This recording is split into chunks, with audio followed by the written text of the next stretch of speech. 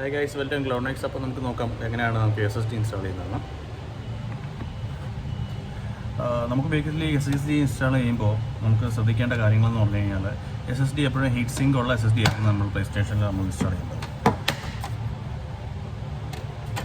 കാണാൻ പറ്റും നിങ്ങൾക്ക് ഇവിടെ ഹീറ്റ് സിങ്ക് SSDയുടെ.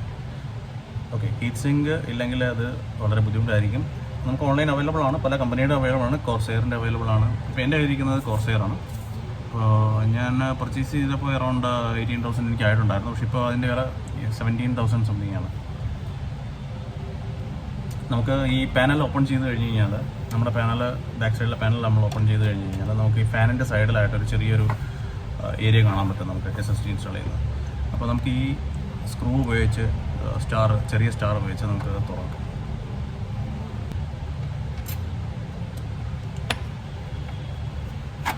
ഓക്കെ, നമുക്കത് ഓപ്പൺ ചെയ്ത് കഴിഞ്ഞ് കഴിഞ്ഞാൽ നമുക്ക് ആ സ്ലോട്ട് കാണാൻ പറ്റും. സ്ലോട്ട് ഒത്തിരി വലുതാണ്. അപ്പോൾ നമുക്ക് ചെയ്യേണ്ടതെന്ന് പറഞ്ഞു കഴിഞ്ഞാൽ നമുക്കിവിടെ വേറൊരു സ്ക്രൂ കൂടെ നമുക്ക് ഇതിനകത്ത് തന്നിട്ടുണ്ട്. അത് നമുക്ക് ടൈറ്റ് ചെയ്യാൻ വേണ്ടിയിട്ടാണ്. ആ സ്ക്രൂ കൂടെ നമ്മൾ അഴിച്ച് എടുത്തതിന് ശേഷം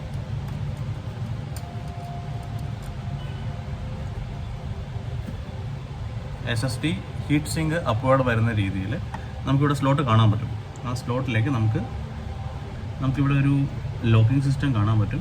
ഇതൊരു ചെറിയൊരു 20 ഡിഗ്രി ആംഗിളിൽ വെച്ച് നമുക്ക് പ്രസ് ചെയ്ത് എന്നിട്ട് താഴത്തേക്ക് നമുക്ക് കയറ്റി വെക്കാം. അപ്പോൾ നമുക്ക് ഇവിടെ ഒരു സ്ലോട്ട് കാണാൻ പറ്റും ലോക്കിങ്ങിൻ്റെ.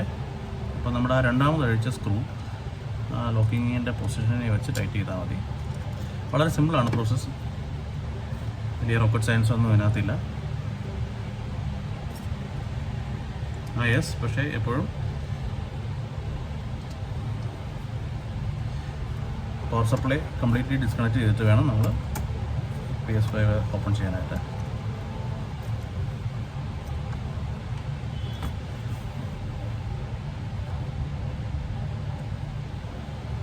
ഓക്കെ, ആയിട്ടുണ്ട് നമ്മുടെ ഇൻസ്റ്റാളേഷൻ. ഇനി നമുക്ക് ഈ കവർ തിരിച്ച് വെച്ച് അടയ്ക്കാം.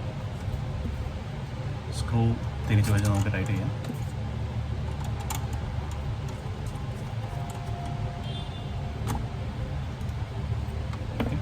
നമുക്ക് ബാക്ക് കവർ നമുക്ക് തിരിച്ചു വയ്ക്കാം. ബാക്ക് കവർ ശരിക്കും ഓപ്പൺ ചെയ്യുന്നതിനൊരു പ്രൊസീജിയർ ഉണ്ട് കേട്ടോ. ബാക്ക് കവർ ഒരു ലോക്കിംഗ് സിസ്റ്റം ഉണ്ട്.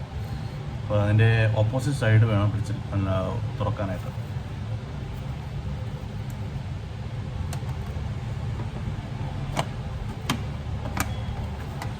ഓക്കെ, അപ്പോൾ നമ്മുടെ ഇൻസ്റ്റാളേഷൻ കഴിഞ്ഞിട്ടുണ്ട്. നമുക്കിനി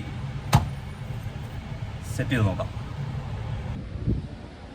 അപ്പോൾ ഗൈസ്, ടൈം ഓഫ് ട്രൂത്ത് നമുക്ക് നോക്കാം. നമ്മൾ SSD ആൾറെഡി നമ്മൾ ഇൻസ്റ്റാൾ ചെയ്ത് കഴിഞ്ഞു. നമുക്ക് നോക്കാം അത് പെർഫെക്റ്റ്ലി വർക്ക് ചെയ്യുന്നുണ്ടോയെന്ന്. നമുക്ക് സ്റ്റോറേജിലേക്ക് പോകാം. സ്റ്റോറേജിൽ M2 SSD സ്റ്റോറേജ് ഓൾറെഡി കാണിക്കുന്നുണ്ട്. അപ്പോൾ അതിനകത്ത് കിടക്കുന്ന 1-2 പഴയ ഗെയിംസ് ഓൾറെഡി കിടപ്പുണ്ട്. നമുക്ക് ഡിലീറ്റ് ചെയ്യാം. നമുക്ക് അതിൻ്റെ ആവശ്യമില്ല. എങ്ങനെ തുടങ്ങിയാലോ?